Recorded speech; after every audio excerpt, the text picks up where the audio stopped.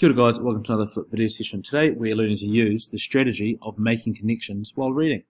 Let's get into it. Making connections. What does that mean? Making connections is when we make links between what we already know, so our prior knowledge, and what we're reading. There are three types of connections we can make while reading. They are text to self, text to text, and text to world. So what does a text to self connection look like? This is when we connect the text or the story or article we are reading to our own experiences. We read something and it reminds us of something that has happened in our own lives.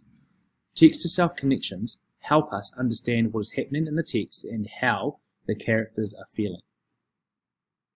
If you're in an article about building something, it might put you in the shoes of the person that wrote the article. Say they were building a tree hut and you're reading about how they did that. You'd be able to feel how that person was feeling. Alright, here's an example. The character is reading a book. Here's a thought. This part makes me think about when I lost the necklace my nan gave me. I know what it feels like to lose something precious. So, there was a text-to-self connection the reader had with one of the characters. Alright, text-to-text, what is it? Text-to-text connections are when we compare the text, story, or article we are reading to other similar articles, stories, or texts. These texts could be books or visual text, such as a movie or a TV program. You can be reading a book and it can remind you of a movie. That's fine. That's a text-to-text connection. This helps us think more deeply about what is happening and what might happen in the text we are reading. Right, example time. This character reminds me of Harry Potter. They are both boys who were orphans and got brought up by an aunt and uncle who were mean to them. That's a good example of a text-to-text connection. Reading one story and it reminded him of Harry Potter, and he explained why. Yeah, he had that text-to-text connection. They are both boys who were orphans and got brought up by an aunt.